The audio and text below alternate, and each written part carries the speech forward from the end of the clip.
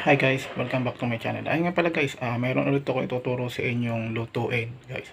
So, disclaimer lang guys ha, like ko itong sinasabi, hindi po ako eksperto sa pagluluto. Ito ay lutuing bahay lang at yun ay madalas kong ginagawa dito sa bahay. So, halina't samahan nyo ako, panoorin natin at pwede nating itry din itong ating papakita ko sa inyong video sa pagluluto. So guys, halina't samahan nyo ako and enjoy. So ito yun guys, meron ako ditong kamatis, pechay. So, yan guys, nagpakulo na rin ako ng mainit tubig dyan. Nakasalang na sa kawali, mayroon na rin bawang, bechin, at syempre asin.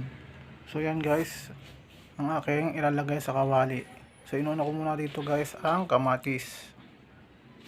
So, yun guys, ang mga sangkap ko. Then nilagyan ko na rin nga guys dito ng, mayroon na rin guys ng asin bechin. So meron na rin dito guys na yung tangkay ng pechay. So tatakluban ko na lang siya. Then guys, sinunod ko na rin dito guys yung ating dahon ng pechay. So nilagyan ko na dito guys ng isda ha. Ang nilagay ko dito ng isda ay tambad. So depende sa. So yun na guys yung ating nalutong gulay kanina.